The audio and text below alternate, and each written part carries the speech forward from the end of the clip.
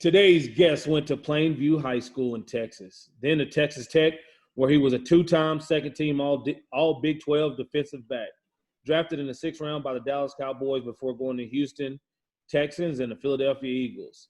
Then to the Arena Football League with the Georgia Force before his final stop with the Calgary Stampeders for the last 8 years. I can't believe it's been that long. He's a two-time CFL All-Star, two-time Grey Cup champion. Welcome to the show, Jamar Wall. What's up, baby? What's up, Nick? How you doing, sir? I'm good, man. How you doing? You know how I do. Just kind of keeping copacetic. Just chilling, man. What's Texas, huh? You know it. It's dry and it's flat and it's dirty. Them dust storms. And hot. You can get straight up dust storms. People didn't believe me when I got up here, man. I used to have to show people pictures.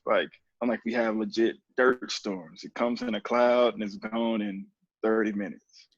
Yeah, I got one. My brother played in a game right on the other side of Abilene, I think it was, somewhere out that way. And they played a team from far west Texas.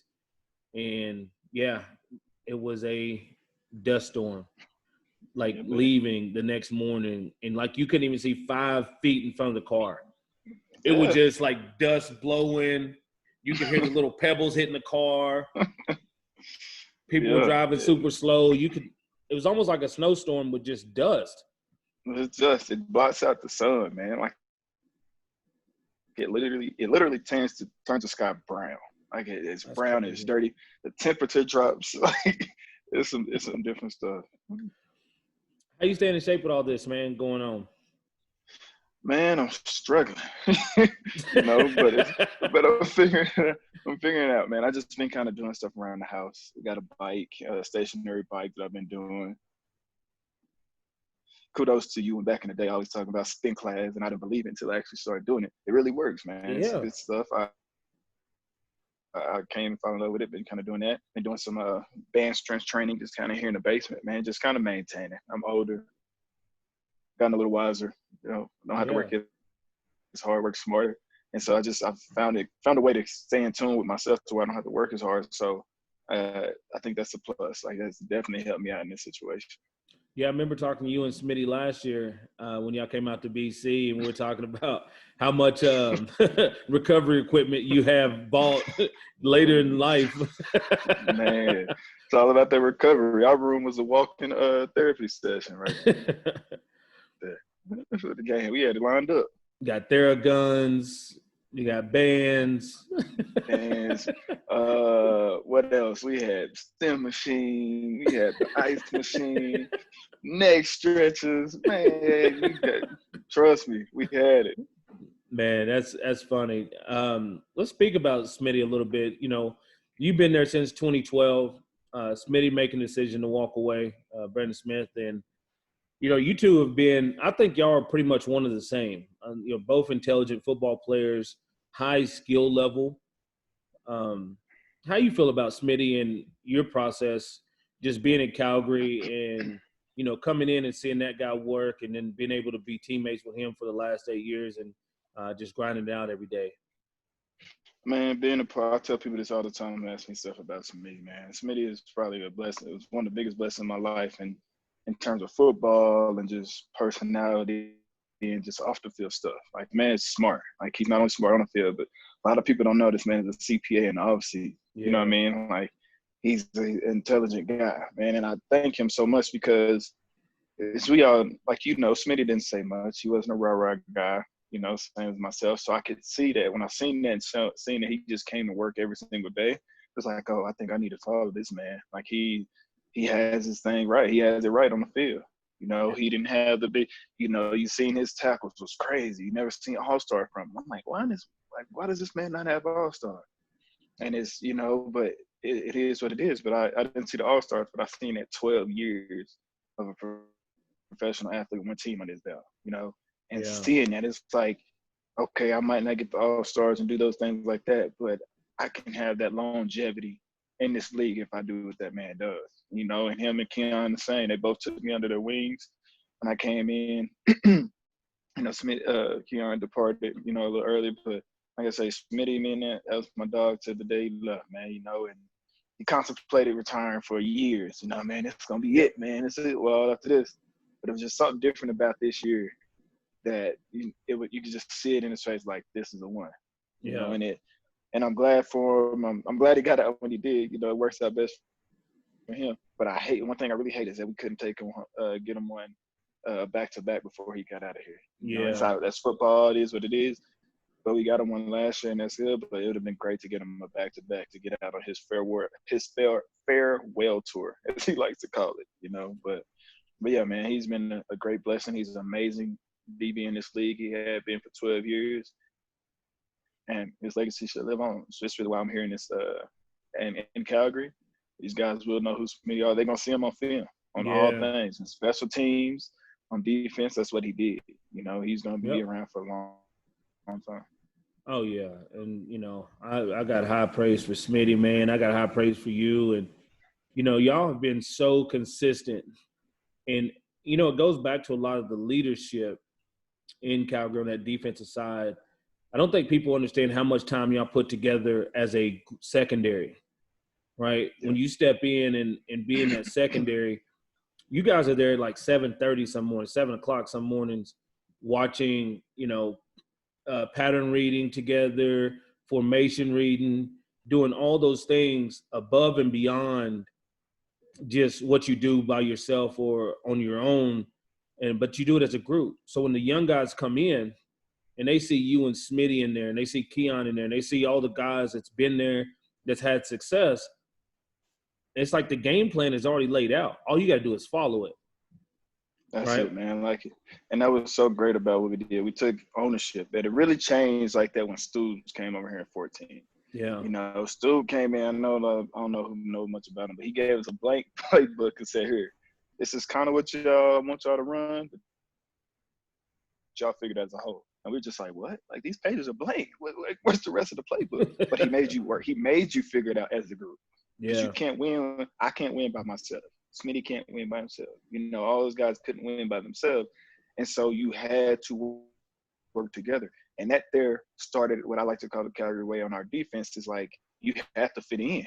Yeah. You know what I mean? Because you had all these guys that have been here for years and years and years, and they're still coming in and watching film. It's the same stuff. It's copycat league. Like the stuff don't really change, but we're still coming in to better ourselves and to better the young guys. And so they can see that this is our way. Like we don't have any, we always expect to be the best. It's no other way. And that's what we do. And that's what I continue to do now. Now that Smitty's gone, it's more on me. But I'm already finding my younger guys who are, hey, you have that potential that what we had. Come on, this is what we do. This is how you do. You're going to start leading these things. You're going to start leading these meetings. Like those are the things that have to be that continue to go on because Calgary has blessed me to have 8 years. You know, if we get something going this year, 9.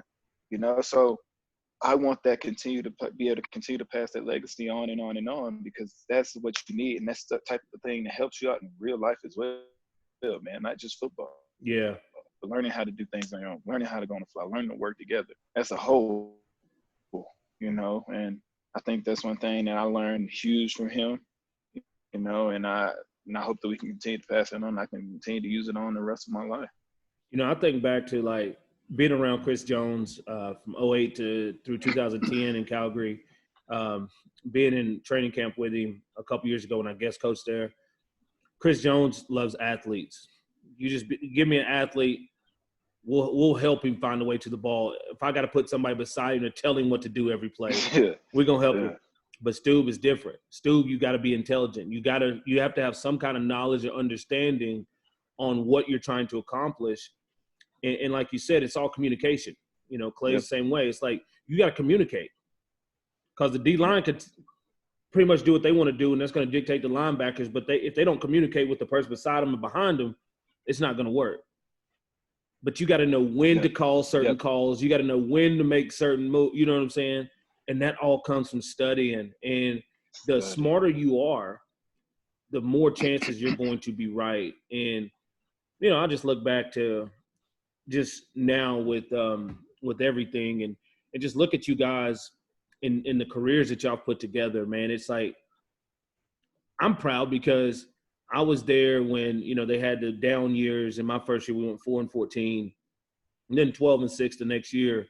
And then we started to set the standard, when Hank came in and Rambo came in and me and Cope and Joffrey and some of those other guys. And I even remember guys on defense that helped build the tradition, Terrence Patrick and Trey Young and some of those guys that came in and really helped solidify what winning was over the course of not just winning a game, but winning consistently.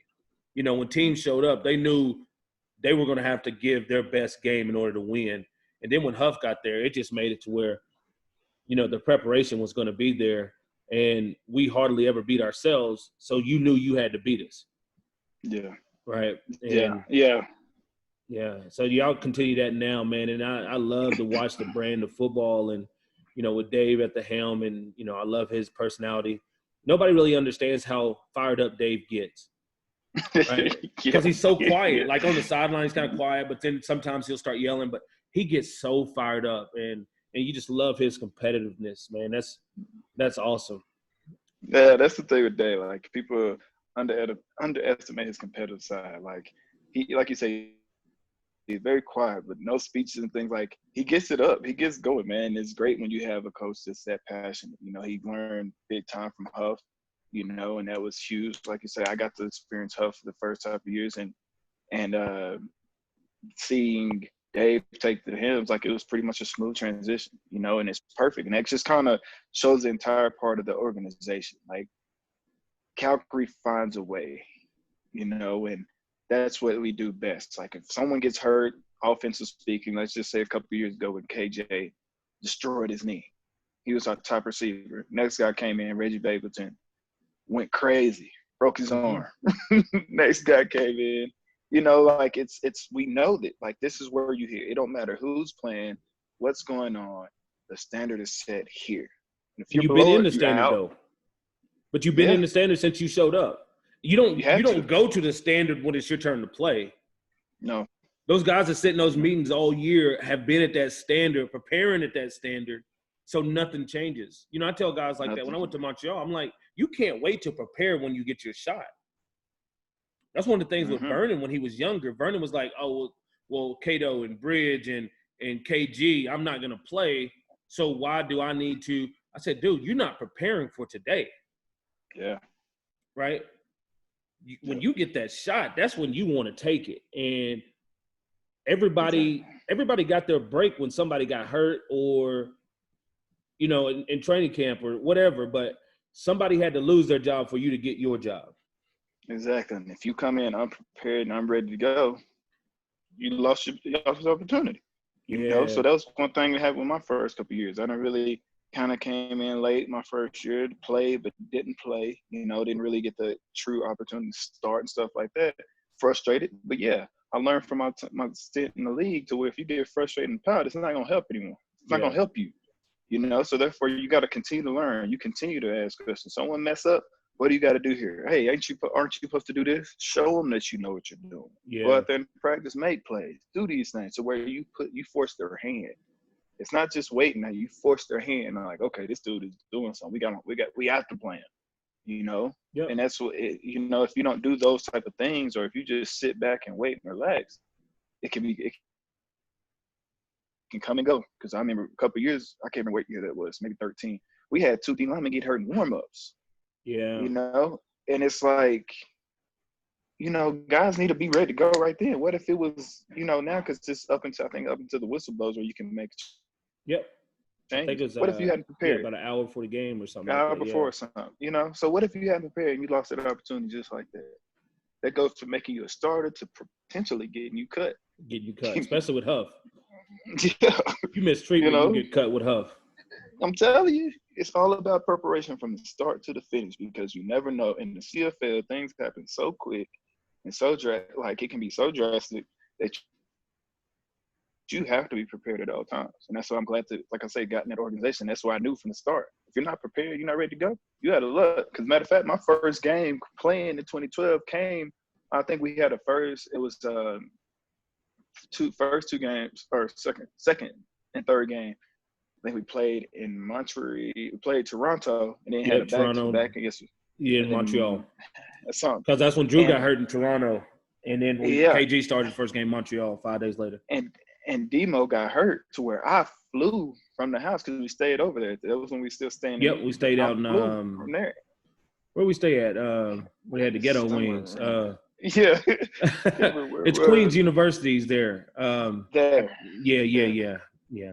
And I had to fly into there. If I wasn't prepared or wasn't, that could have been it. That could have been from one game, or he did not know what he's doing, to going home, versus here, I'm ready, I'm prepared, I know what's going on. So I've been here for 8 years. You know what I mean? It's all about seizing your moment, taking advantage of your opportunity. Man, you talking about Demo? That's another super talented guy. like you came into a really talented defensive backfield, and it was, Fred Bennett and those guys, man, like I said, Smitty and everyone. And dude, before we start talking about the beginning, let's talk about Josh Bell real quick. Right, Josh came from the NFL, went to BC, then he came over to Calgary with Stu. And, Stu likes to take the same guys because they know the system and they can help other guys learn the system. But we talk about the communication and the work that you guys put in. How does Josh Bell fit into that, his personality and everything? How does that work with you guys? I think it works great because I personally think the man's brilliant. He's a soft-spoken guy. If you ever talk to him, you ask him a question, he usually pauses for about 5 seconds before he answers. Yeah, he thinks before he talks. And how many people don't do that? You know what I mean? Like small things like that. But him becoming over Stoops, understanding the defense really helped us because we didn't. Like I said, he gave us blank sheets of paper and said, here, write this out on what y'all want to do. With Bill there, he helped us understand what the true philosophy was, what everything was. He was brilliant. He wasn't even a safety. I think he played week half when he was in BC. Yeah. Wasn't even a safety, but came over, and he understood the game at a whole nother level that I'm still not there yet, when he was playing. And he just knew what to call, how to call. And he even made me take route recognizing and route recognition things and down the distance, fields on all those things into consideration when playing, and it helps. It's helped me. It's helped other guys because now it's on me, but now I can help my younger guys. Yeah. He's not the only one coaching. I can meet Smitty and myself. We were player coaches, basically. Yep. In those meetings, it was many times where I came in and we ran the meetings. That helps us better get an understanding of what's going on, and it helps to where you don't want to hear the coach all the time. Like I said, granted, he don't say much, but sometimes coming from your peers, it hits harder than coming from a coach. Yep. Even though we played ball with him, he was there for a long time. But yeah, man, just him and giving you that flexibility and that freedom, because he's quick to say, y'all the ones on the field, not me. If a young guy asks, hey, what y'all do? What do we do right here, coach? He'll look at you, Wall, Smitty, what y'all want to do? Because he understood that philosophy. We're playing. Yeah, I can help you, but it might not look the same to these people who are going to be on the field with you. So ask them the question. I trust them. They understand it enough to where I know they'll give you the correct answer, and I'll be fine with it. Because at the end of the day, if we're all wrong, we all right. That will come from class. Yep. Those type of things, and that's so true. It's been many a time where we came up and did a wrong check, but it didn't matter because we were all on the same accord. And when you're all on the same accord, you can adjust accordingly on the fly. So yeah, having him is huge, man. I love him as a coach. He's my boy. He's probably one of my best friends, him and Smitty type of thing. Yeah. But, and I mean, I think they're still coach, we still respect this shoe with him, but it makes everything go so smooth because of that. You know what I mean? I know some people might not care about the relationship because people know, they know we cool. When we on the away trips, I'm hanging out with him. Yeah. You know what I mean? Like, that's what we do. But I don't mind that because if this game comes where I get cut, I understand business. I know what it is. It is what it is. It ain't going to change my perception on what he is because I know who he is as a man. And that's bigger than what this is football. But he's taught me a lot in football, and he's taught me a lot outside of football. You know what I'm saying? Like, I can call that man every day, and I tell him, I love you, bro. Like, that's what it is. Like, because that's straight up. Yeah. And that's like I said, it's just deeper than football. But, like, so, yeah, man, it's a gift. It's really so many people that go through this game and play so many years and never find that type of – but I can see it. There's guys like that now, like Orlando Steinhauer. You know, Yeah. he's like that. You see, even O'Shea, how players want to play for these guys, and you get guys like Josh Bell, same way, man. And he removes the ego, Yep. right? And that was one of the biggest things that I always wanted to do as a coach was remove the ego. In the same way, guys, you're the ones playing the game. My job is to try to make it as easy as possible for you, but I can't tell you where to run the ball. I can tell you what it might look like when you get there, right? I can try to help you get some clues and some tips to be more consistent and efficient. But, you know, when it comes down to it, like you guys are doing the work, and your guys are, when you show up to practice, you put it in. And, you know, I always felt like I had my time. I don't need any more credit. You know what I'm saying? So now when it's this, like, did you get the run back? No, they got ready. I just helped them, right? They got ready. They're the one that put the time in. They're the ones that did everything to produce as much as they produce.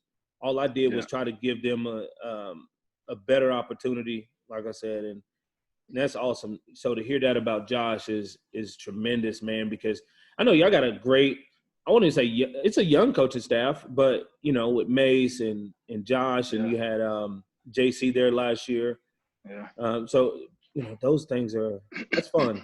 Whenever you can enjoy going to work, enjoy being around the people you're around, and like you said, having that standard set, nothing can stop you from being consistent.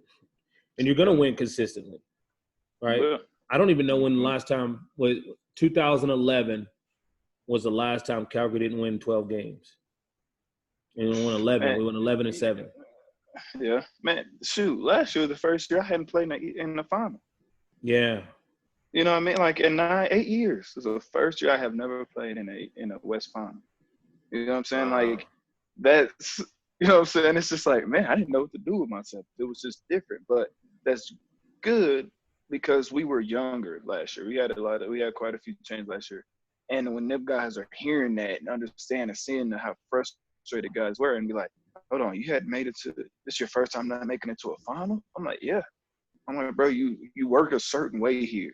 Yeah. Like I've been to 5, 12, 14, 16, I'm in a 17, 18. Yeah. I'm in a 5 grade coach in 8 years. You know what I'm saying? Like, come on, man. Like, it's a certain standard, bro. That you don't get that by just showing up and not putting in the work. Like, that comes with it. Yeah. Let's talk about how you got created, man. Like, growing up, man, I noticed you played running back, you were a punter, and you were a DB. Y'all were 4A, huh? Yeah, we're 4A. We're 4A. Usually, yeah, but I didn't. Once you pass 3A, you don't go on both sides of the ball. Mm-hmm. How were you able to do that? And how much running back, or did you even play DB much? I didn't play much. That's the thing. We didn't go. Like I used to forever try to let them let me to go both ways, and they would not do it. I'm like, bro, I'm your best athlete on this team. Like, why are you not? I'm like, I can handle the load, you know. But they never did it. Only time I did was a couple games my senior year. I think I played in 3 defensive games my entire high school career. The first one was against a team in Wolford, Friendship Tigers. Yep. Friendship's always at the top. I was at the top. I think they were high. They were like 5 in the state of Texas at the time. There's something up there high. We both undefeated.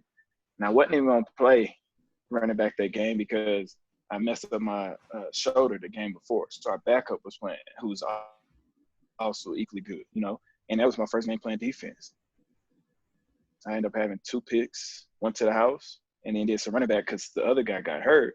And so I did some running backs. I had 2 or 3 touchdowns as running back, 2 picks, and 1 to the house. You know, so that was my first true intro in high school to DB. And a few more in the playoff games where I really went back and forth, where we lost to Stephenville in a double overtime thriller. You know, so, but yeah, I mean, it was just something that I'd done younger growing up. I loved it, you know, and just thinking about life and, you know, hoping I get to that dream of being in the NFL. It's like, okay, well, running back, you got this many years. Usually DB, you don't take as much punishment. Like, Yeah. let's see what happens. End up going to getting recruited as a athlete because I did receiver as well, and so I was receiver, DB, or running back. And so went to a camp at Texas Tech. They hadn't really recruited me. I really wanted to go there deep down because my brother played basketball there in the night. Okay. So I grew up around it. Yeah, he played back in the day, man. Made it to. That's when Tech really first got there, was starting to do something in basketball. They made it to the Sweet 16, lost to AI and the Hoyas. Oh, wow. Yeah. So I got to see some pretty cool things. It's like, man, I just want to do that. And so my dad paid for me to go to a camp. Like, hey, if they don't see me shine at this camp, then is what it is. Came out there, put on a show for them. I didn't even finish the camp, and they brought me into the office to give me an offer. So fortunate to do that, man. It was just by the grace, man. I'm appreciative of what I got and the opportunity, and yeah. Yeah, my dad went to Texas Tech and played basketball in the 80s. Yeah? Yeah. I know that. So, yeah, he's a Red Raider. Okay, good man. Good man. he also a Sigma, too, though. Okay. Give him 50-50.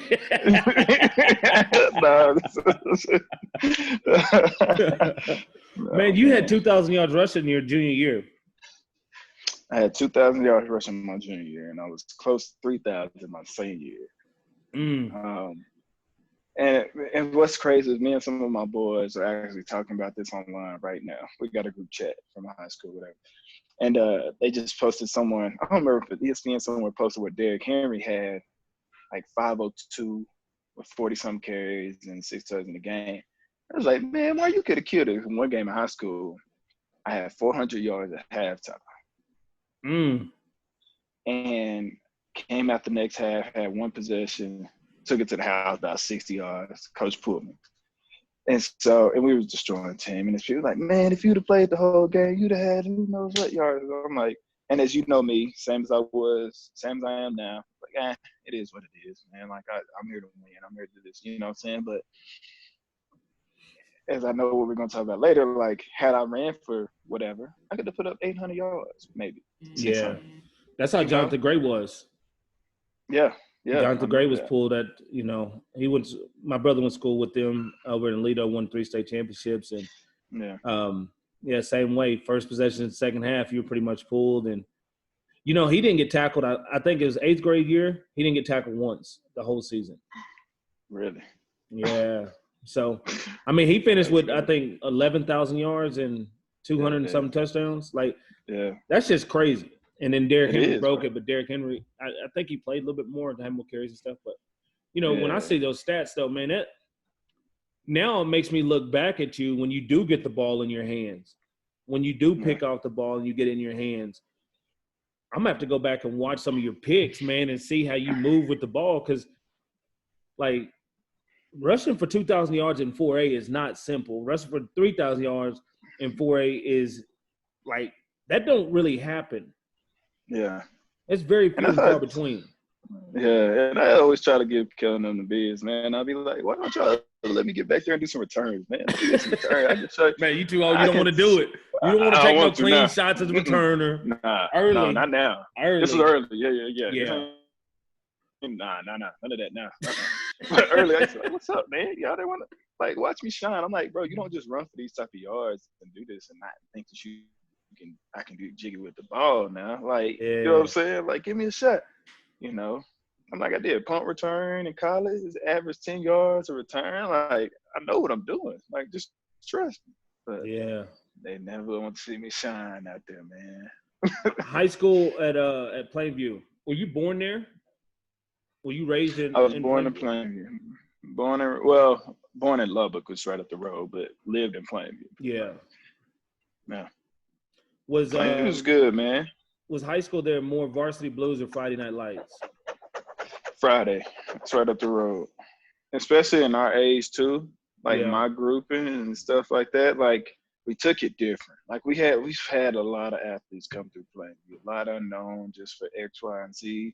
A lot just didn't have the maybe right guidance. Like, man, we had a dude named Rod Ansley in Kojak. These dudes, two of them, two different times, both are Adrian Peterson before Adrian Peterson, bro. 6'3", 6'4", 200-something rounds running back. Like, it's a monster, but just attitude and different things didn't allow him to make it. You know what I'm saying? And it was frustrating, but it was great for me to see because I'll never forget, man. It was a high school. They made it to I think the semifinals in high school. I played Grapevine at Texas Tech Stadium. I remember going to the game, man, and I remember seeing this running back right in. It's a big, like I say, specimen, man. Like, people ask me all the time, you think he was the best running back? No, he was. It's legit. But his attitude, I ain't gonna lie to you, I keep it real, but his attitude, bro. I remember being on the sideline, getting pissed off one time, throwing his helmet out. Boom, everything popped out there. And it's just like, what's the point of that? I don't get that. You know what I'm saying? And it's just like those type of things when I started noticing, like, okay, I don't need to do that. Why do I need to do this? Or on your celebrations, I don't celebrate it. You know what I mean? Like, I took it from Barry Sanders. I scored a touchdown. I scored over, I don't know how many touchdowns, and I never once celebrated. Got the ball, hand it to the ref. Why? Because that's your job. That's what you're supposed to do. And that's no, how it's I was not. raised. You're supposed to put on a show, Wall. You got to entertain the people, man. I know now. It's too late. But, but, yeah, man, like I say, just Plainview was great, man. It was huge. But, yeah, I say it was more of a Friday Night Lights. And my crew growing up, coming in, we were just different. Like, we had some talent for sure, but we didn't have the most talent. Not the most talent to go 12-0. But our entire summer, going into our senior year, we had guys up there. This was before really true organized workouts like they have now, the 7-on-7. We didn't have a 7-on-7 here. And, like, we were up there every day just playing, just us, got together, work out, and then we would play football. Line up, just people playing football. And no one really thought about it in a way. You know what I'm saying? Like, no one really thought. It was just us doing something to keep fun, keep entertained, knowing that we had season coming up. But we went undefeated all year, didn't lose until we got into the playoff. And we were undersized. We had all types of people who probably shouldn't have been playing, that was playing, was making plays. But that's when you come to realize that working together, working and believing that you're good enough to do something, me feeling this person beside me, him feeling him, this person doing it like that, that does a lot. Man, like, we went undefeated. No one would have ever suspected. I guarantee no one ever expected that. But we did because we believed it. And we know we put in that hard work. Even though it looked like it might not have been organized. I can remember we tried to do 7-on-7 against a team that had. They destroyed us 7-on-7. When it came to football in the real season, we had to play them jokers in pads. Oh, it was a wrap. It was a wrap. Yeah. And it's just like, but that type of hard work, that type of dedication, it's what helped me pay the way through, man, because it showed early that you don't have to be the most talented. You have to be the most prepared. You have to work together, and the outcome will show for itself. Of course, if you got a team that's monsters, they doing the same stuff, then it's, common sense type of stuff. But, yeah, man, that hard work goes a long way, bro. But you see it, man. You see it all the time. Like, a lot of those Houston teams, man, I think Houston probably has the most talent at anywhere in Texas. All those teams around Houston, super talented. Watching my brother and them play against them, like, they played Lamar, and they had like 8 guys going D1. One DN was going to Bama, the other DN's going to Auburn, and they went out there and put up 65 on them. Right, and it's just like, because I remember my scene. Go ahead, my bad. No, I'm just saying, like, it's just crazy because you can have all these super talented athletes, right? I remember watching Adrian Peterson play in high school. He was a couple years behind me. Yeah, he's at Palestine, and they lost 27-21, I believe, in the third round of the playoffs, and he had 227 yards rushing and 3 touchdowns. Yeah, but he couldn't win it by himself.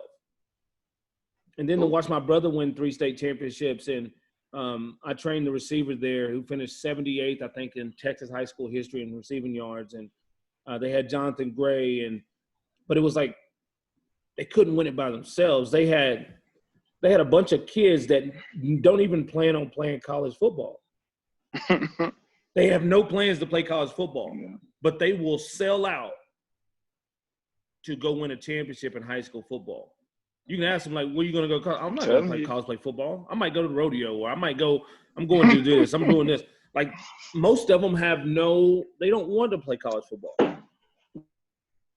But they'll rise to the level. They're in it for the now, man. Yeah, they'll rise to that level just to go out there and have the opportunity to win a state championship, because that means so much in Texas to go out there and do that. I'm telling you, man. It's just you just bred different. That's why when people be talking about these whose state had the best football players, I'm like, why is this even a discussion? Man, let's get off this discussion. Let's get off this. What's your favorite football movie? But no, man, it is, and that's I don't know if I actually have one, to be honest. Actually, it probably is. Because we got Any Given Sunday, Remember the Titans, Rudy. I know. The Program. It's hard to go with not be the Program, but excuse me. Honestly, I'd probably say to Remember the Titans. It was just because that kind of speaks on a lot of today, a lot of what we're talking about between diversity, between the times. But at the end of the day, it was about coming together and winning football.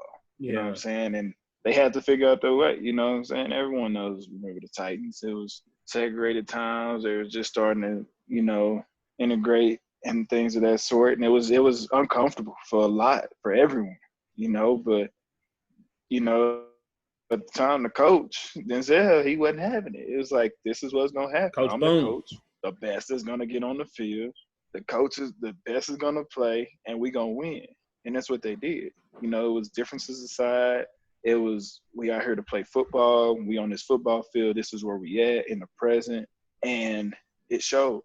And that speaks so much volume today. And especially in the Canadian Football League with the diversity and the different things like that. And in the times that we're in right now, it's about coming together and playing football and being that entertainment at this level. You know what I'm saying? And so, I would have to say that's probably the one for me right now. Yeah, you don't have a lot to focus on right now. So when you do see negative, there's nothing positive to focus on. There's the virus. There's negativity everywhere. And sports does bring people together in a way that, a lot of things don't, because you don't have to believe in the same religion, or you don't have to believe in the same things. And, sports is going to bring you together through who you cheer for and things like that. How you feel about everything going on right now? Man, it's a hostile situation.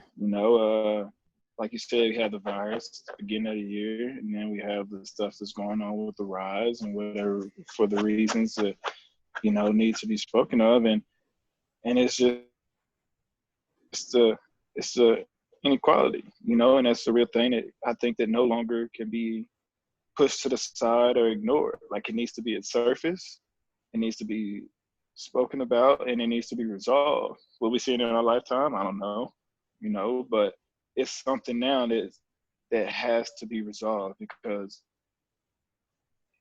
people are at that point. You turn on the news and see people are at their boiling point. Yeah. Because of what's right and what's wrong. Take everything out of it, color, whatever you say. It's about what's right and what's wrong. Yep. And that's something that needs to be addressed, and that's something that needs to be changed, just straight up, and in many different ways. And I think that's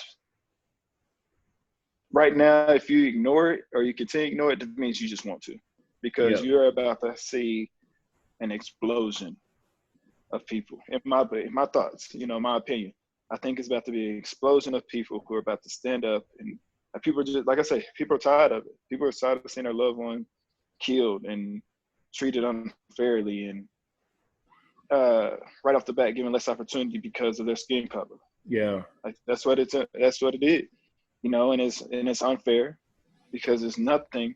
Because at the end of the day, you take these skin off, you open me up, and anyone else in this world, blood is gonna be in there, tissue is gonna be in there, bones, and it's all the same. If you took the skin off of everyone, no one would be able to tell you apart. That's what it needs to be, and that's what we're not getting, And it's crazy. Like, people saying, I'll let you go with the questions because I'm about to keep. I'm about to go with it. I'm about You to know what go. I'm saying? If you want to I'm go with about it, to go. go ahead, man. I'm about That's to go. like, this is the platform, because like I said, if you don't want to stand up for the wrong, I think you just shut up on everything, right? So if you're not going to stand up for wrong, like you said, I don't care if it's black doing wrong, Asian doing wrong, white doing wrong, Mexicans doing wrong. If you're not going to stand up when somebody does something wrong, then don't comment on anything, right?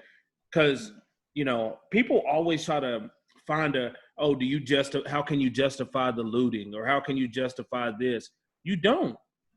We're not condoning that, right? And you see this different stuff, that the race baiting with the police officer breaking the windows. You see a pile of bricks showing up out of the blue in front of government buildings. Like, where does this come from? Like, it wasn't there. And now all of a sudden, just a slab of bricks going to be placed right here in front of a building where you want people to do this. And I see the millennials, the younger generation, I think they're tired too, because I think they like, what does it matter, your skin color? And I think there's people trying to hold on to ideals and trying to hold on to things that doesn't exist anymore. You're trying to hold on to this rationality. Like, I seen this video with Charles Barkley talking to this white guy. I don't know if you've seen it. And the white guy was saying, yes, he understands white privilege, and he thinks it should be expanded on, because he says, white people have just done a great job of dominating the world, and it's all about world domination and about how keeping it white. But right now, if you look at the arrow of where the world's going by bringing people together, then the arrow says white people aren't going to dominate much longer. And he's scared of that. He's scared to live in a world where he's the minority. He's scared to live in a world where white people don't dominate it. Yeah. Right. And that's what I think the biggest problem is. Like, it's fear. That's what it is. It's fear. And it's like, it's no need to be scared. Like, that's the thing. We can dominate as a whole, but you're so scared of not being at the top that you don't want it. You're going to let so much go on to where you stay there. Yeah. It's not like, we don't want to just take over the world. We just want equality, to be equal to where I can get a job that I'm overly qualified for. It probably could be more qualified than the next person, the white person. But because of that fear, that person of color or woman of whoever won't get that job because of it. I guess no need to be feared. Everyone wants to live and be happy. Everyone wants to live comfortable and be happy and love. And that's what it simply has to be. No one cares about, like, it's just, man, like, and how you kind of said about that with the guy. I hadn't seen that, but my thing is, what people are trying to justify everything or put an excuse behind everything. I hear things about, oh, where's the leadership in the black community? And where's this in the black community? Why are they doing it? I can do one person that puts all of those into perspective, and that's Colin Kaepernick. Yeah.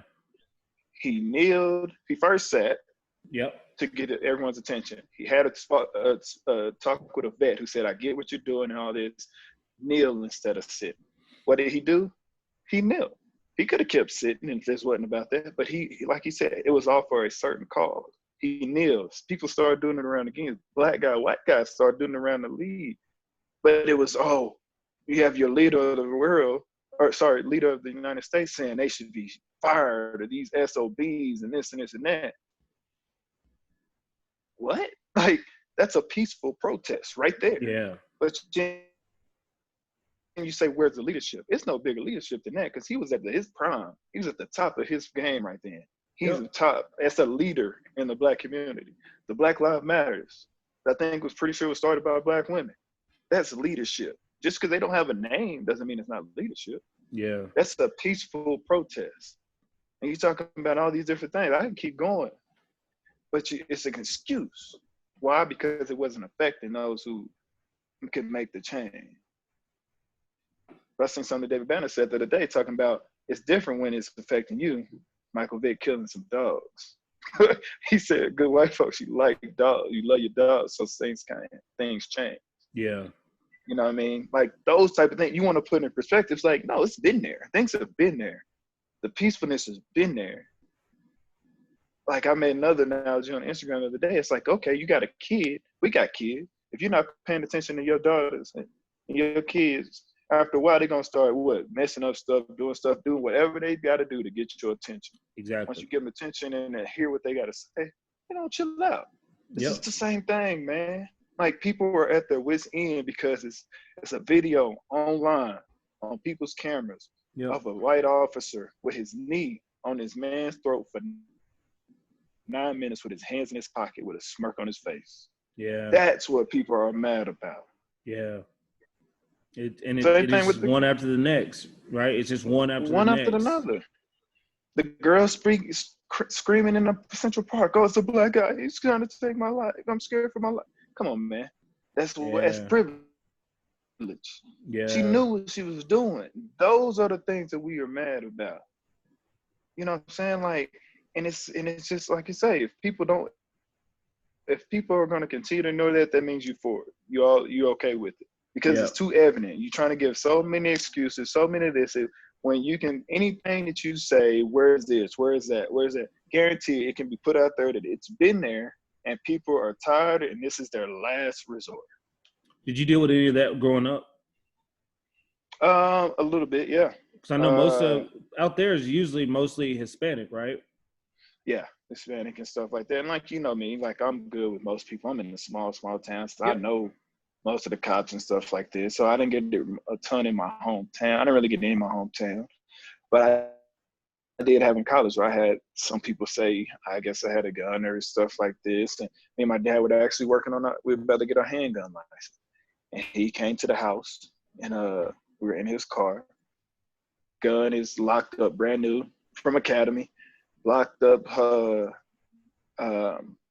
barrel lock in and everything. I got in the car, looked at it, set. Came back, put it back in the box. He put the box, locked it back in his console. I'm talking about to go to the house, back in my apartment, and he comes, and the next thing I know, 2 cops come around, guns drawn.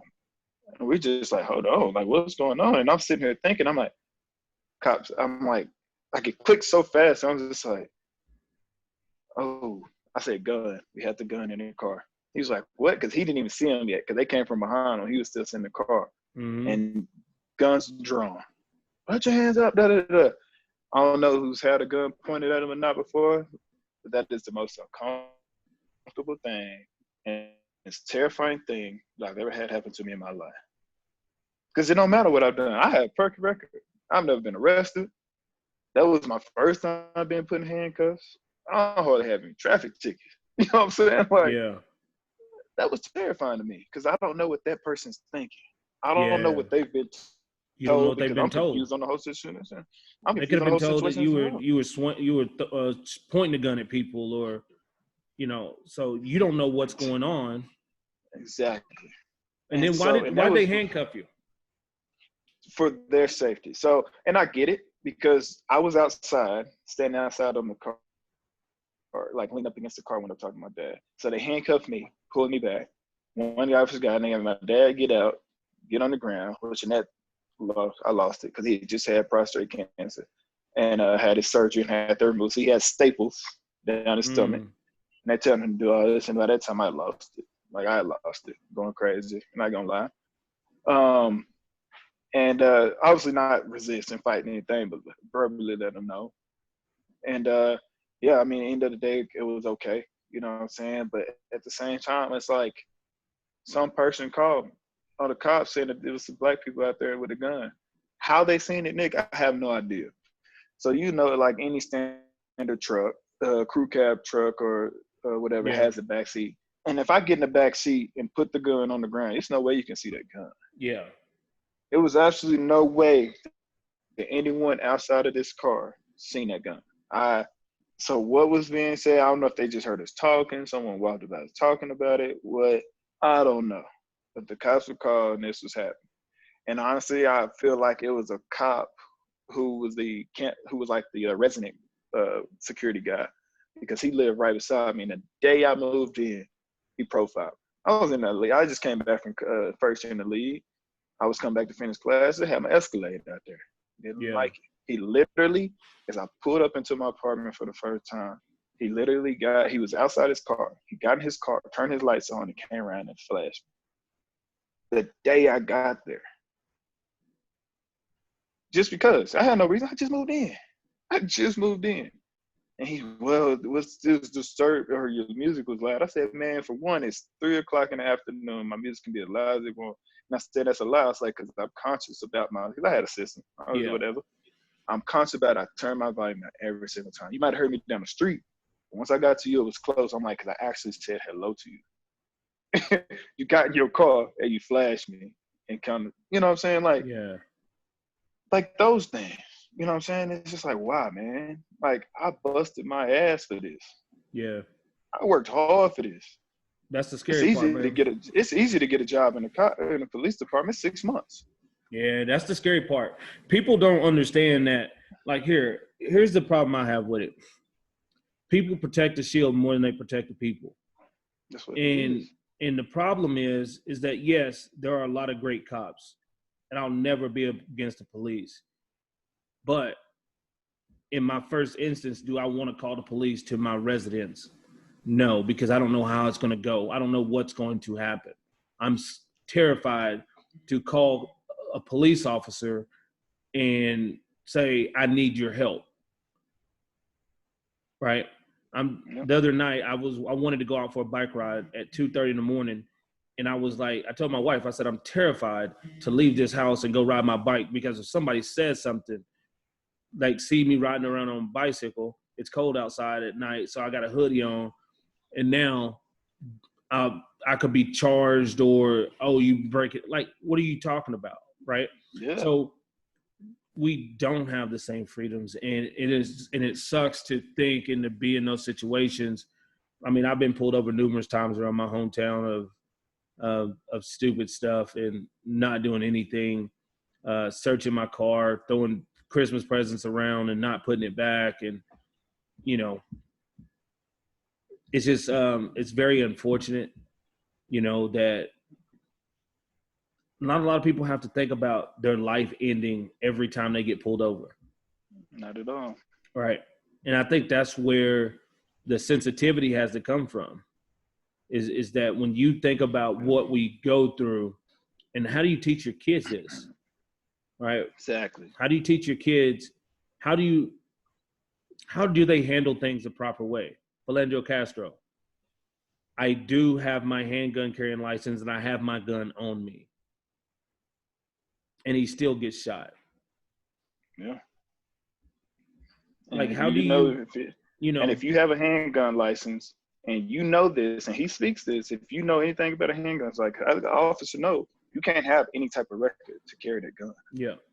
I have mine. You can't have any type of record to carry a gun. You know, and it's just like, yeah, it's easy to get them, but to get that license, you got to go through some stuff. You know what I'm saying? Yeah. It's just like that. It's crazy, man. Like, the way that you have to teach your kids these nowadays. Like, I have two mixed daughters. Yeah. And like, I have to now teach them a way to, as me, I try to be the peacemaker. I want you to teach this. I'm teaching you to see the great in everyone. That's first and foremost, see the great in everyone. I don't care what your skin color. But realistically, I got to tell them, like, hey, man, everyone's going to think the way you do. For whatever reason, it's not always about that. It's about the color of your skin.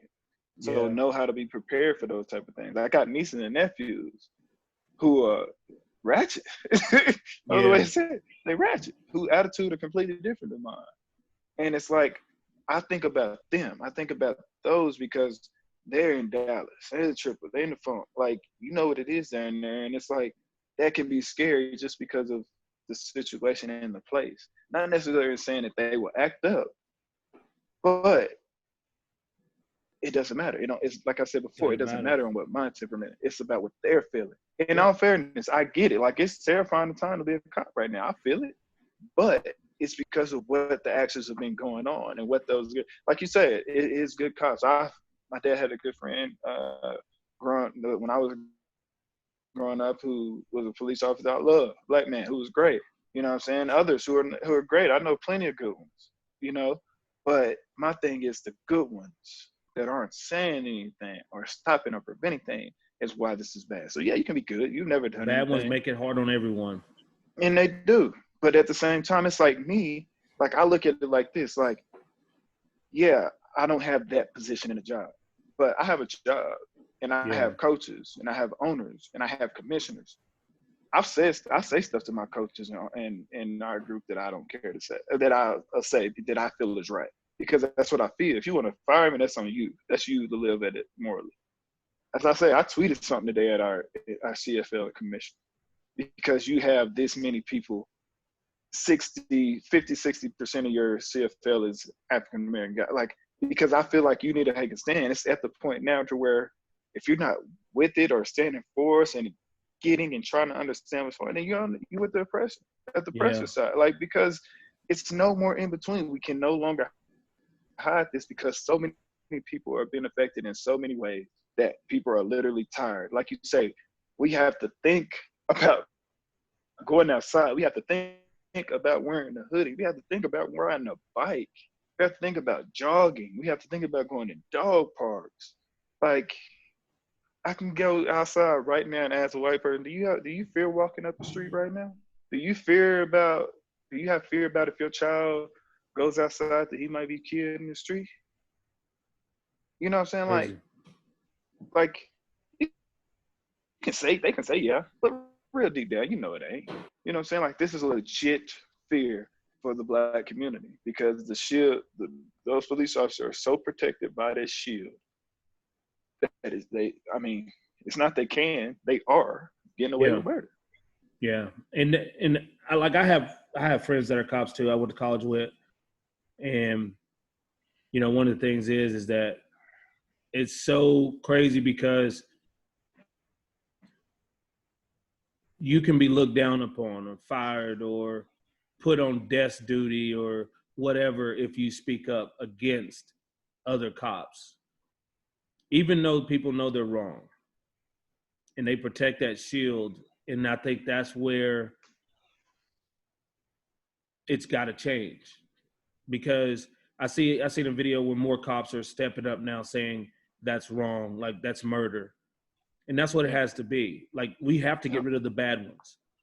Yep. Right?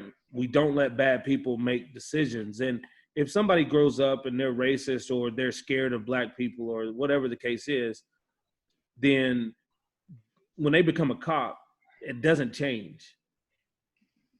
No, I don't become a police officer and say, oh, well, I'm no longer a racist. Oh, no, I'm no longer scared of Black people. Oh, no, I'm no longer this. I'm no longer that. You still have the same bias that you had that you came to the job with.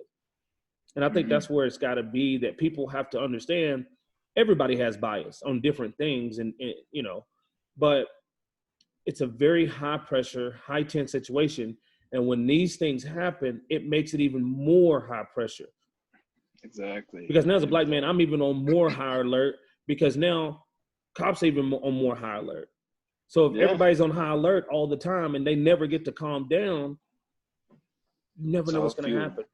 It's all fuel, because the people who can control it won't control. And so, like you're saying, it's causing both sides to get more and more intense and more fierce of things, because of it's not being stopped. Like you said, it's not, like you said, the behavior of those policemen when they get hired aren't changing. Now it's like, okay, what can I get away with? What can I do? On top of that, I'm already kind of scared. I'm a little fearful. But if I do this because they put so and so whatever in place some years ago to protect the shield, let's see what happens. It's happening. Okay, one happened, I got away with it. Another's happened, I got away with it. Okay, I'm just rest on this man's throat for a whole 9 minutes. Kill him slowly. You know what I mean? So like, sad. It's so sad, man. Like, at the end of the day, like, no one's bigger than anyone. Like, I'm sorry. No white person, Black person is any better. Like, if you work to get to a certain level and you deserve that, you deserve it. Yeah. Fear shouldn't limit you from reaching your expectation, your first most expectation.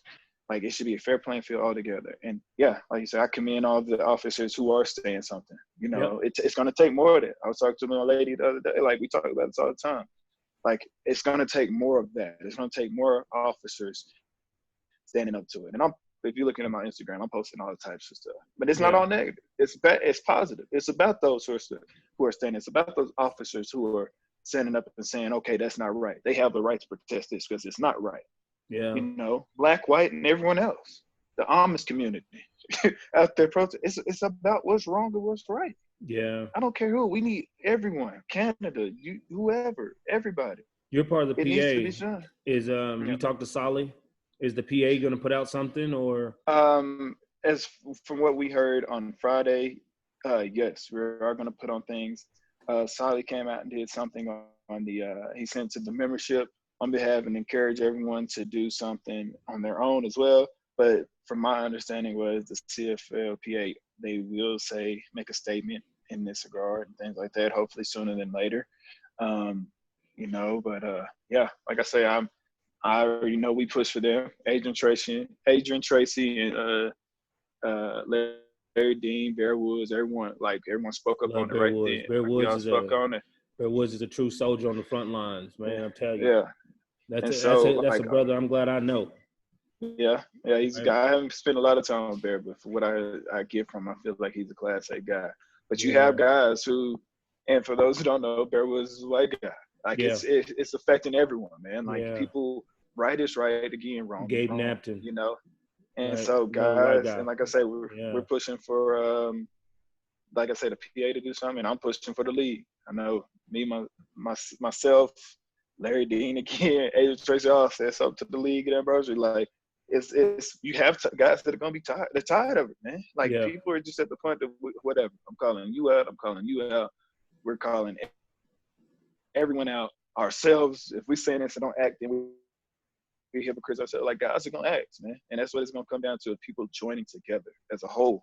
We don't care your color, black, white, blue, orange, green. Like it's about just fairness and equality for everyone, man. Yeah. It just so happens that it's dominantly more one race, the black race, than the others. Yep. And it's it's not always about race either. It's one, and I think that's where people try to take it. We can see the injustice and inequality over history. When we look at the law system and having proper representation, you look at even poor white people are treated horribly. You know what I'm saying? Yeah. And if you don't have the money to defend yourself, you are treated horribly. Yeah. Right. And I'll say that I see it in Canada as well, but mostly in the U.S. And one of the things is that it's got to change. Right. It's got to change because we as people should be trying to go somewhere. We should be trying to make the world better. We should be trying to advance the world. We should be trying to do things to bring others along. And it's time to stop hating, right? It's time to stop. Like, look, people are going to progress. Either you're going to get on board or you're not. Yeah. But the people that's not going to get on board with the progression of where the world's going, and like the guy was talking about earlier, the arrow of where the world's projecting. I mean, right now, if everybody take a DNA test, nobody's pure. And, 10 years from now, there'll definitely be nobody pure, right? So I don't know what this whole pure thing is about and white nationalism and things like that. People who say all lives matter, obviously black lives don't matter if you say all lives matter. Yeah. Because we already know all lives matter because we see it. But we constantly see that black lives don't matter until it affects you. Yeah. Right. It's very unfortunate. It's a good perspective that you have, man. I'm sorry that you had to go through it. And, there's so many things that people wouldn't understand. And when people comment and they never had to experience it, they've never had to get a gun drawn on them for doing nothing that nobody else did. I see one of my white friends on Facebook. Me and her go back 10, 12 years, and her son's biracial, and him and his cousin had Nerf guns. And I see the picture, and the first thing I think about is, I hope you don't let him go outside with that. Right? It's a Nerf gun.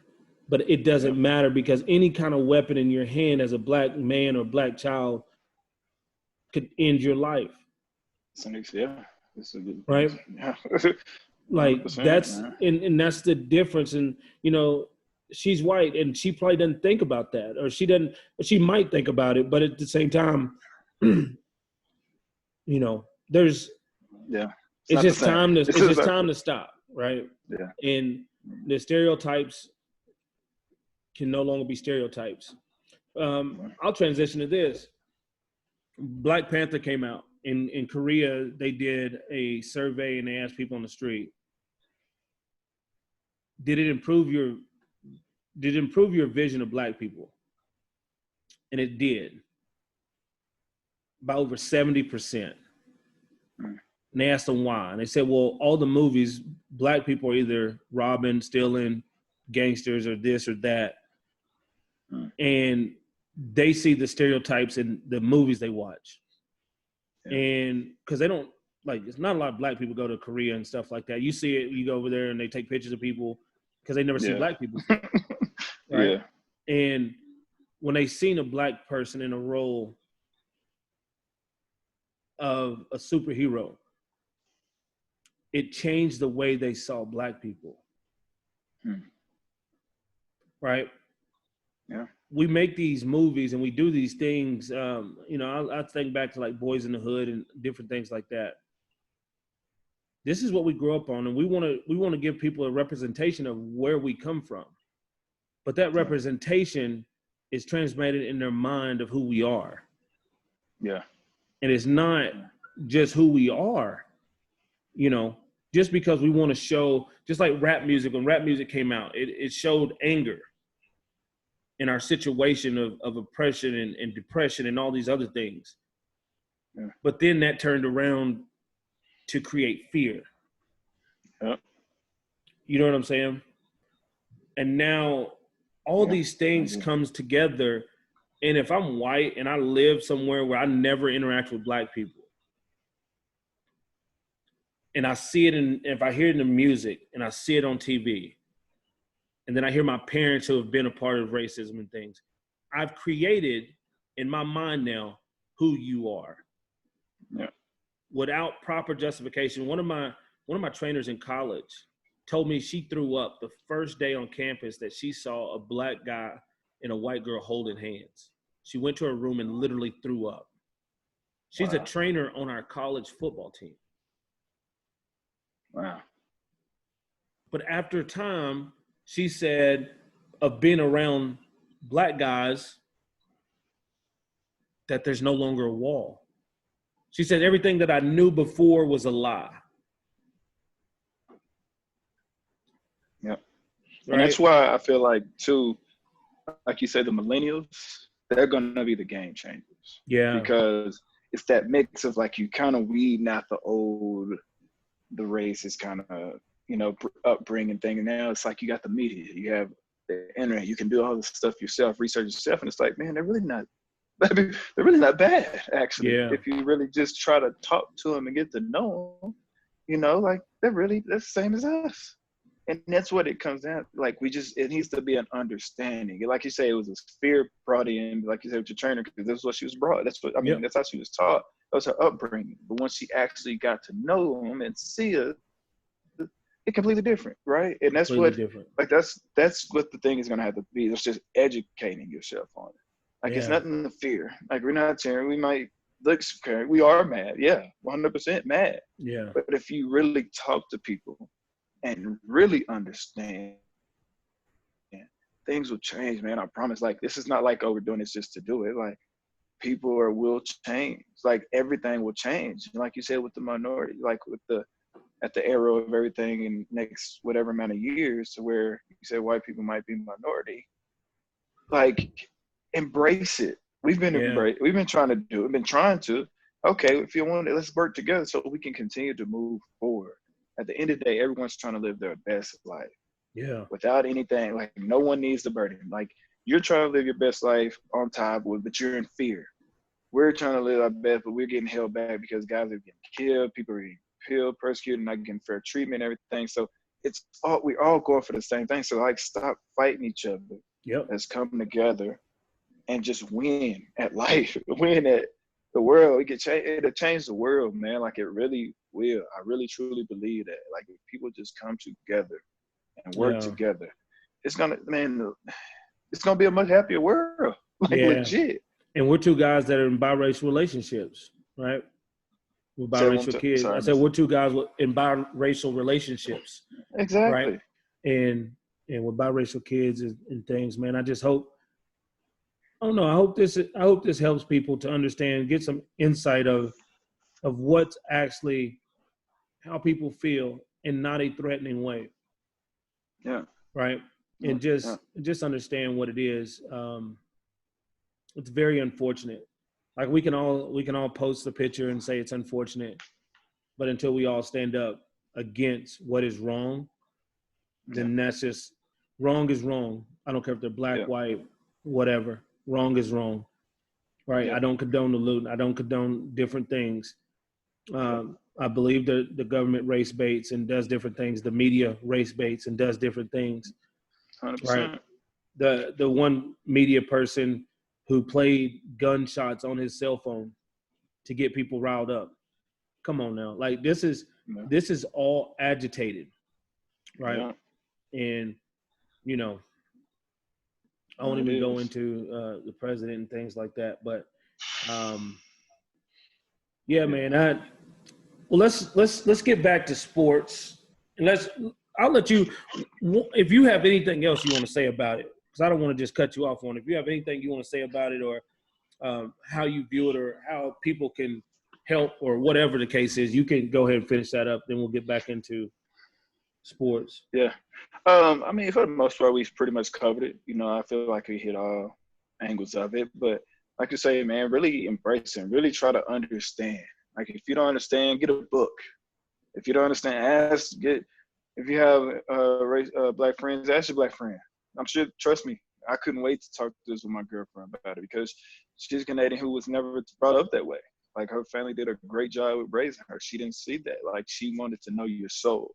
And so this is kind of a new thing for her too. So like we've been having great conversations about it, just understanding and everything and figuring out, brainstorming different things. Like my thing is we need to figure out more platforms. You know, people need to help straight up. Like at the end of the day, black people are humans that are really getting treated worse than dogs. Like if you really want to put it in perspective, but it is what it is. Like we're just like right now, we need to change it. Change it by educating yourself, change it by standing up, change it by, like I say, whatever you can. That's through petition. If you have a platform, speak out on it. I know that's what I want to do. Like I'm trying to speak out on platforms about it. If you don't have a platform, try to find someone who does. Or like I say, at the end of the day, man, just educate yourself. Really Yeah, look into detail on what's going on. It's not about the flag. It's not about color. It's not about whatever. It's about being treated fairly and what's right and what's wrong. And if you're a human with a soul, you know what's going on is not right. And that's simply what that's simply what I'm understand. Just stand with us. Just stand with us, stand together, and let's just try to change the world as a whole. Because we're yeah, gonna have to do it as the people, as the whole people, we can't rely on our presidents and things like that. We have to force them. It has to be a force, numbers, strength in numbers. yeah. You know, so I'm leaving it at that. Your time at Texas Tech, you two-time All Big 12. Who was the toughest receivers you went against? Oof, I had some receivers, man. As you know, Big 12, they were passing. Well, for one, I went up against Crabtree daily. You know, we were Yeah, the same class. You know, always competed against each other. We had other guys that I went to school named Jared Hicks, who was a baller. You know, should have been a second, third round guy, whatever happened. In the Big 12, man, I went up against Dez Bryant. I went up against Bowman at OSU. Who else? Lil McCluster from Ole Miss. yeah. Dexter McCluster. That's who else? And it's just a ton of big guys in the Big 12, man. Like course, Big 12 with OU and Texas and Notre Dame. Like they kept weapons. Can't think of all the names now, but we went up against the tough guys. But I would say probably the toughest was just Crab because he went up against each other daily. The last couple of years, like I was one of the older guys. He only did one-on-ones against me. Like he wouldn't go up against anyone else. He's like, nah, I'm with him, J. Walk. You know what I'm saying? Like we competed. You know what I'm saying? Like he would say, oh, he great. Yeah, he good. But I just lock him up. Like we used to have battles. I'll be real with you. You know what I'm saying? He's a great receiver. Everyone knows he's the first-round guy. Like, but we had battles. You know what I'm saying? Like I personally believe I made him better, and I definitely know he made me better. Yeah. The man who came in a monster, 18 years old. This joker was running routes like crazy. I was new to DB anyway. Yeah. He was making me look stupid out there. You know what I'm saying? But I progressively got better. He only wanted to go against me, so I'm like, cool, bet. That's my chance to make that opportunity because you already seen it coming in. Like he was gonna be a dog. Yeah. And so, like I did that daily, man. And I really give him a lot of credit for helping me, like inadvertently. You know what I'm saying? But he helped me become a DB that I am today. That was the stepping stones for that. Yeah. And then that's like being Babineau. By the end, my last year, I'd only go against Babineau. I didn't want to go against anybody else. So Jordan, I would be like, Jordan, you doing one-on-ones today? Because if you're not, I'm not.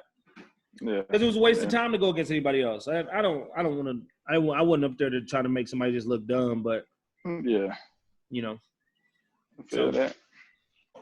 It's all about the progress and getting better. Yeah, that's it. That's about the progress, man. I mean, and then like going through your senior year, did you know you were going to get drafted, or what was the process in that? No, not really. I know I had a chance. I know I had a high chance. I had a lot of agents coming at me, so that gave me an idea. You know what I'm saying? My draft grade, I can't remember, but it was basically anywhere from like third down. I had a chance to go third, obviously time drafted. And so I was feeling pretty good about it, but I know my biggest thing was coming out with my speed. You know what I'm saying? Like I guess for that reason, covering people in the Big 12 didn't matter. You know what I mean? They wanted to straight up see it. And at the end of the day, that's what kept me, I think, from going higher in the draft. What'd you run? I had hamstring. I didn't. I had hamstring issues. I kept hamstring issues in college, man. For whatever reason, didn't know my body good as I do now, and kept hamstring problems. I couldn't run it. And I remember, I'll never forget, it was Houston and Philadelphia. Both came to me like, hey, we really need to see you run this way. I'm like, I can't run it. My hamstring is jacked. Like, I can't run it. And it hurt me. I really believe it hurt me because they both took DBs, 2 or so 3 DBs in that draft. It could have been one of me. It both could have been me. And I could have been, like I say, third. Because they both took a third, a second, and a third. So I was like, no, it could have been me. You know what I mean? It is what it is. But like I said, I got picked up in Houston. To Dallas or whatever. But yeah, man, that was, like I said, that was one thing that I wish I could have been able to do. I wish I'd have known my body better. Yeah. And been healthy to run that. I would have ran what I needed to run to get drafted. Yep. How was 2010, man? You was in Dallas, then Houston and Philadelphia all in the same year. How was that? Like a whirlwind, or? Oh man, it was all over. It was crazy. Like I said, that was probably one of the hardest years of my life. Never been cut. Definitely got cut 2 times in the same year. Yeah. You know what I'm saying? So Dallas was an interesting one. Like I had never talked to Dallas all through combine, anything. Dallas didn't say a word to me. And so to hear they were going to draft me in the 6th round kind of threw me off. I honestly thought I was going to go undrafted. I was going to have my chance to pick and go where I wanted, and I could have, rode my own shit. Anyway, got to Dallas. I thought I was having a brilliant camp, man. Like I was balling, doing what I need to do, was getting some nickel reps with 1s, corner reps with the 2s, picking out Romo, having great preseason. But I still never got an answer, man. I got released the last day, probably 10 minutes of cutting time, last cut. And couldn't give me any true explanation, man. Like, only thing I could think of was just politics part of it. They took another guy 4th round who was a specimen. He was a specimen, man. I can't knock him on that. Who was that? And he played in Toronto for a while. Quasi. Okay. Ansa, I can't remember his name. Yeah. I know you're talking about. you know what I'm saying, specimen, had to labor him and all those things. Didn't go through any camp, you know what I mean? But in my eyes, all I can see is they had more invested in him. You Yeah. know, they had an investment in him. You get third, fourth round, the money's talking. It's really up there now. You know what I'm Yeah. saying? And so they had invested in him, and I got released. You know, got claimed off of waivers to Houston. Yep. Went to them, played a few games. Got in week 1. The roster was set, guys healthy, this and that, whatever. So my role was special teams. Played my first game, special teams, killed it. First, had 4 tackles that game. Did what I needed to do, still learn the system, whatever. Coming week 2, we went to Washington. I had to play the Redskins. I'm getting ready. Special team coach talking to me with the book. GM comes up to me like, hey, you're not up this. You're inactive. Just like, I look at the special team coach. I look at him. I look back at the special team coach. He just pissed. Like, what the this and this and that. It's like, man, just had 4 tackles last week. You know what I'm saying? Like, why are y'all just telling that this? So where even the safety, Glover Quinn, beside me was like, did you just say you wasn't active? I'm like, yeah, bro. He's like, but you balled last week. I'm like, hey, I don't know what to tell you. Long story short, 2 weeks later, I'm out of there. You know, there I kind of give more justification for them. They were bad. Secondary was bad. 32 out of 32 in pass in the league. Yeah. They cut me and they brought in Jonathan Joseph. Yeah. Vet. I gotta respect that. That's a lead thing. Got to Philly, stayed on practice roster pretty much the majority of the year as a strong safety. Didn't really know much about safety. It was a little different for me. Played 2 games there. Finished up 2 games at the end of the year. We'd already clinched up the division, trying to let guys play. Came in, the DC, Sean McDermott, like, hey, I think you can be a player for us. Looking to do this with you, next year. Just brush up on this, know what you're doing. Cool. Gets fired. Or, I don't know if he got fired or he just left. I don't remember. Anyway, he wasn't there anymore. And they cleaned house. Clean house, brought in Juan Castillo. Boy, they didn't bring him in. He was an offensive line coach for his entire career. Yeah. Brought him in as a DC. Clean house, man. I knew I didn't have a chance. For one, I knew I didn't have a chance when I got over the offseason, they put me in free safety. I got there the day of, got all there. They say, hey, you're going to be strong safety. I'm like, oh, okay, whatever. So pretty much interchangeable. We get out there for the first day of practice, like, oh, we don't want you to run with the corners. I was like, oh, yeah. All right, let's see what's going on here. But little did they know, that's fine with me because that put me in my comfort zone. I had never really played safety, haven't really got true reps and coaching at safety. You know what I'm saying? Like I have a few guys, Kurt Coleman and a few guys that tried to help me, but it's a little, you know what I'm saying? It's different without really being able to get the rep. Anyway, had a nice little camp there too. You know what I'm saying? Did what I did, but man, he just, for whatever reason, this coach did not like me, man.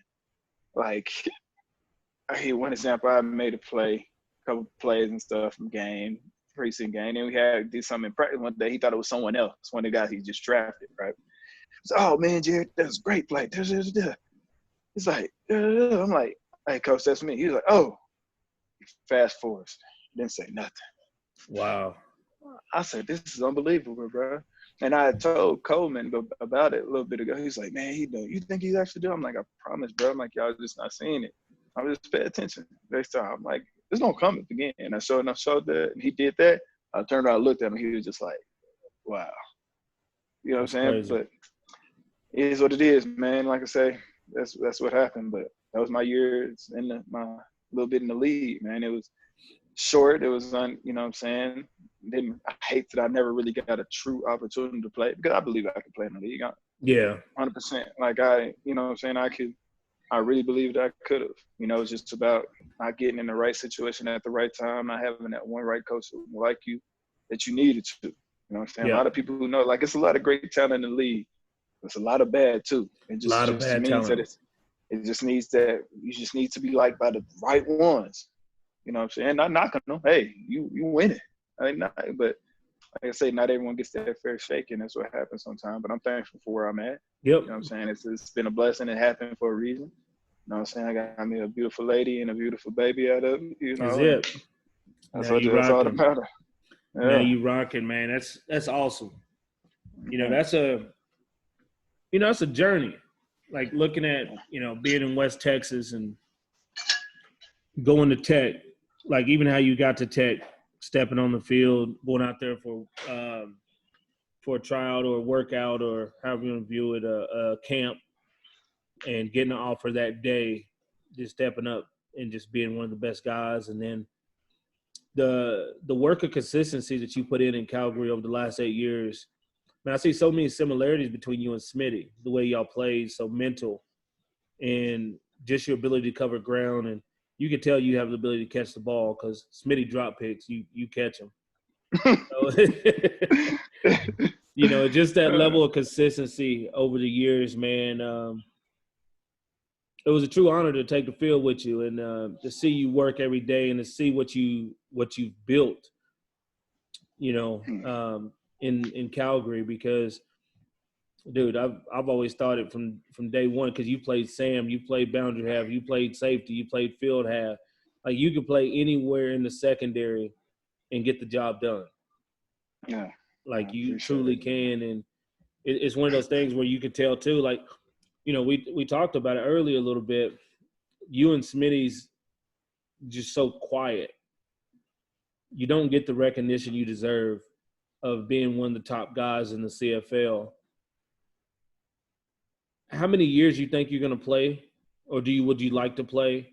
And are you going to do anything different here forward to try to stabilize that, or are you just going to say, I'm just going to change, let my work be, do my talk on the field? I don't think I could change it, to be honest. I do small little subtle things. Like the most I've done is like a bow, got a pick, dove into the end zone, 18, kicked the football into the stands after I picked it in the Grey Cup. Like small Yeah. things like that. But as far as hosting and just being all that thing, that'll never be me. That's not my thing. Like I say, my role models growing up was, as a running back, was Barry Sanders, Emmitt Yeah. Smith, Walter Payton.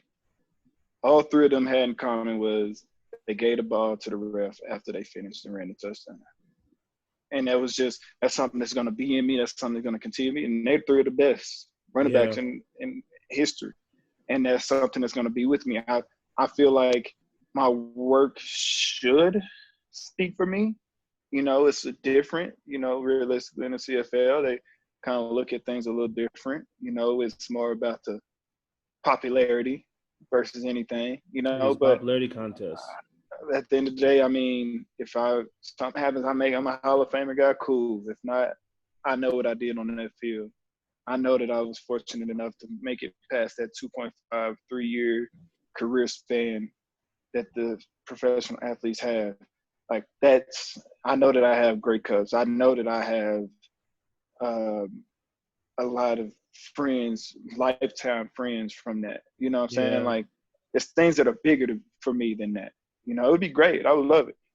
But like I said, as long as I play, I don't know, just kind of to see what everything happens with this year and everything. But I feel great, man. Like, I was going to bring this up a while ago. I mean, when I first got here into the CFL, man, I came here off the couch. I was like 210, 215. I never remember getting into the dining hall. And I think I didn't get to sit down. Y'all like, hey, who are you? Give me a song. And I remember you right in front of me. Like, what did you? You play DB? You a linebacker. You play like a linebacker. I never forget it, man. I'm like, who is this little chunky joke talking to me? Like, what? And then I got you to receive. I said, you talking about me? But but no, man, like, those type of things. And then, like, yeah, I still, like I said, I feel great. Like, I came in there, man, I weigh now, I can't even, I'm not even, I think I weighed 185 yesterday. Like, so wow. I'm changing my body. Like, I played last year lighter than I ever played.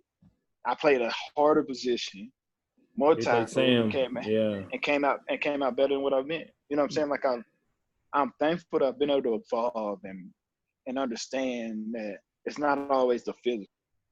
Like, you can be smart. Like I say, I use my, like you say, you need smart players. And I feel like I've gotten smarter over time to where I know routes. Yep. I know coverages. I know what this team is thinking. I know, okay, he did this a while ago. He's probably going to do it again.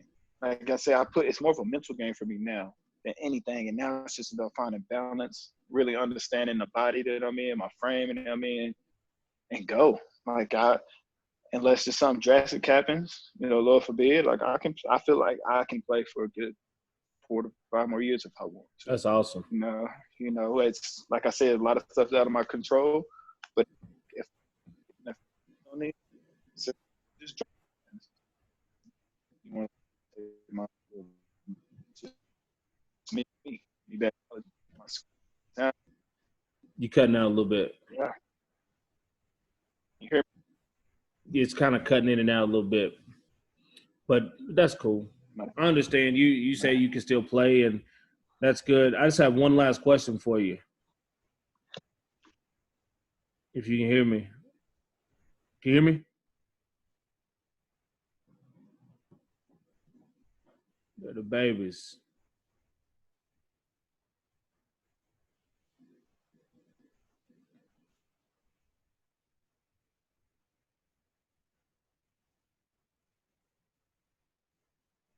Hello?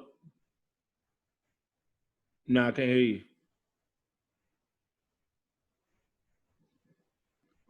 The headphones going dead? It's all good.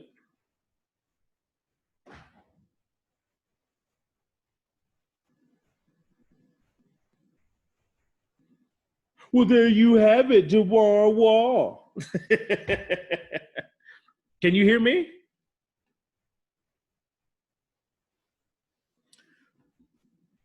This is no, I can't hear you.